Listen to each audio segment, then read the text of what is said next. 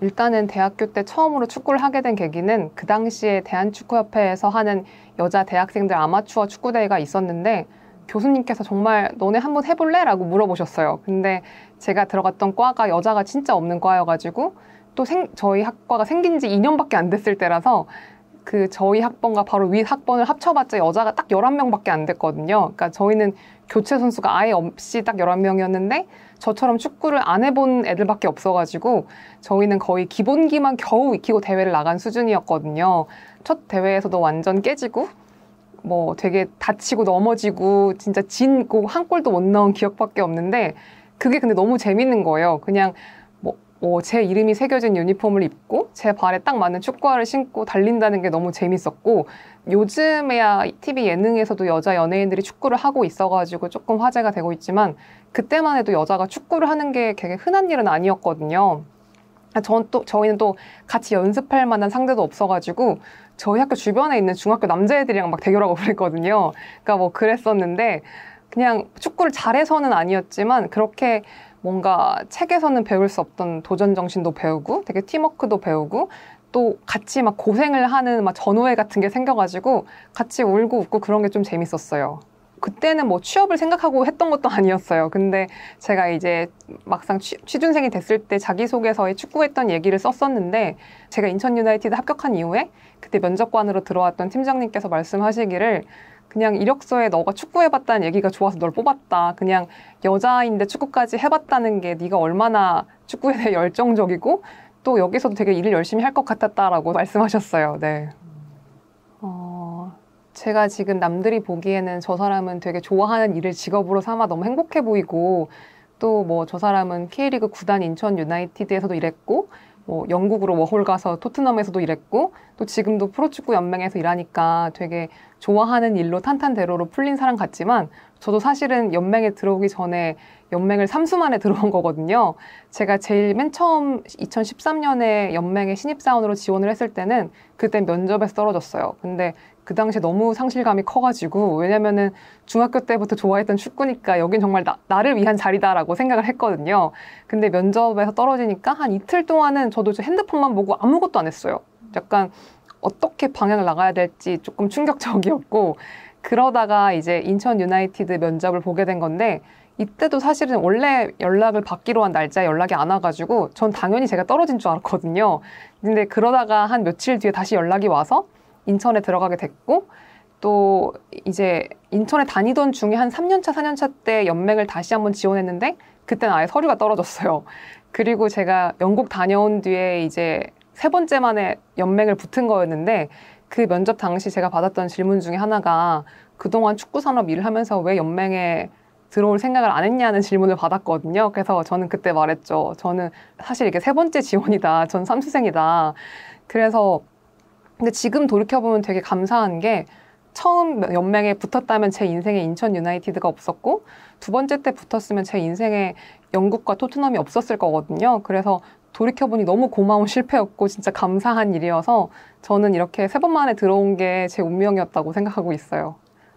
일단 사람들은 왜 EPL 경험하겠다고 영국까지 떠났으면서 다시 K리그에 돌아왔는지를 좀 궁금해하는 분들이 있더라고요. 근데 저는 사실 EPL 팬이 아니었어요. 저는 제가 너무 사랑하는 건 K리그고 사실 K리그에서 계속 일하고 싶어서 다른 축구 산업을 공부해보고 싶어서 떠났던 거였거든요. 그래서 이미 저는 떠날 때부터 제 마음은 꼭 여기서 경험을 쌓아서 K리그 돌아와야지라는 마음으로 떠났고 돌아와서도 저는 그 마음이 변함이 없었어요. 그래서 다시 제가 2019년 여름에 한국에 돌아왔는데 처음에 돌아와서 한두 달 놀 땐 되게 재밌더라고요. 왜냐면 너무 영국에서 고생을 많이 해가지고 이제 한두 달 쉬고 놀 땐 재밌었는데 시간이 흐를수록 또 와서 다시 K리그 경기를 보니까 제가 저기 없다는 게 너무 막 초조하고 조바심이 나는 거예요. 당연히 저 산업은 내가 없이 돌아가는 게 너무 당연한데 내가 빨리 저기 있어야 되는데 그런 생각을 막 속으로 되게 많이 했었고 그러다가 어느 날 되게 운 좋게 2020년 초에 K리그 마침 또 연맹 홍보팀 경력직 자리가 나가지고 지원을 해서 돌아왔거든요.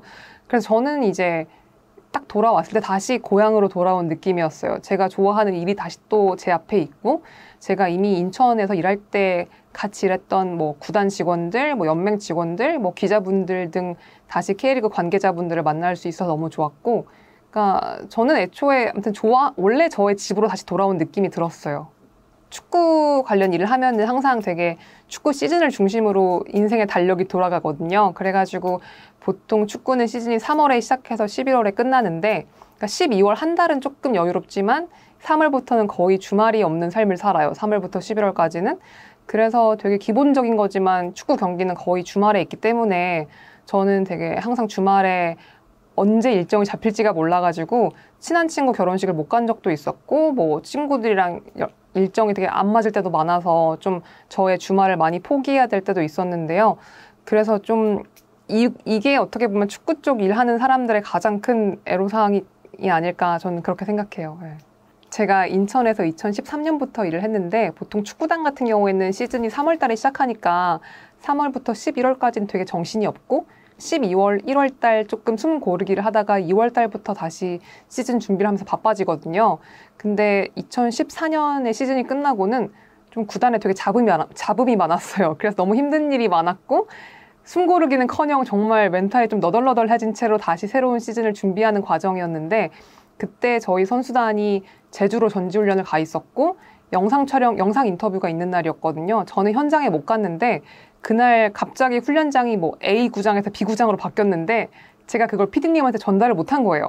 근데 다행히 그 PD님이 촬영하러 가는 길에 선수단 버스를 발견해가지고 촬영이 꼬이진 않았는데 저한테 좀 화를 많이 내셨죠. 화를 내는 게 사실 당연하죠. 그래가지고 저는 되게 인천 사무실에서 되게 죄송한 마음으로 있고, 그들은 제주에서 무사히 촬영을 마쳤는데 되게 막 마음은 너무 미안하고 좌불안석인데 일은 또 엄청 많았어요. 그래서 저는 그날도 거의 울고 싶은 심정으로 야근을 하고 있는데 저한테 카톡이 하나 오는 거예요. 근데 그 카톡을 그 PD님이 보내주셨는데 한 동영상이랑 하나랑 같이 뭐 도혁이한테 인터뷰 끝나고 영상 메시지 하고 싶은 사람한테 하라고 했는데 송희 씨한테 하고 싶다고 해서 라고 온 거예요.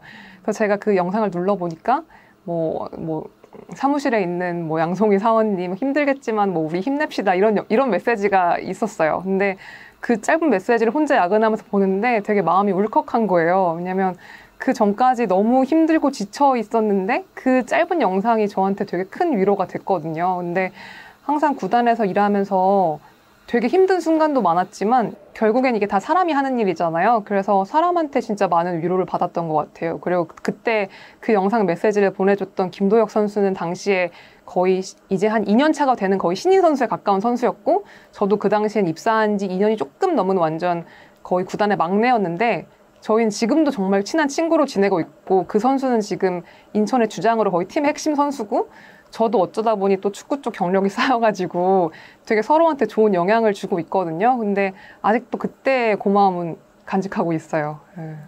저도 어렸을 때 막연하게 축구를 그냥 팬으로서 좋아할 때는 축구 선수들이 되게 화려해 보이고 되게 멋있고 항상 그런 모습만 보고 좋아했었는데, 제가 직접 이 산업에 들어와서 같이 일을 해보면서 가까이서 본 선수들은 정말 이런 표현이 맞는지는 모르겠지만 자기 몸을 갈아서 정말 그 결과들을 만들고 있는 거거든요. 좀 생각하는 거 이상으로 정말 열심히 하고 자기의 모든 거를 걸고 정말 저렇게 열심히 할 수 있나 싶을 정도로 진짜 열심히 하는 사람들이라서 되게 저도 많이 배울 때가 있어요. 뭐 단순히 책에서 배울 수 있는 이런 게 아니라 좀 인간적으로서의 존경과 좀 뭉클함과 그런 것들을 배우게 됐는데, 이제 저희가 실제로 팬분들이 보시는 K리그는 뭐 재미없다라고 느끼시는 분들도 있고 뭐 유럽 축구에 비해 시시하다라고 생각할 수도 있는데, 사실 저희가 상상하는 거 이상으로 정말 많은 사람들의 땀방울이 모여서 만들어지는 리그고, 선수들도 그렇지만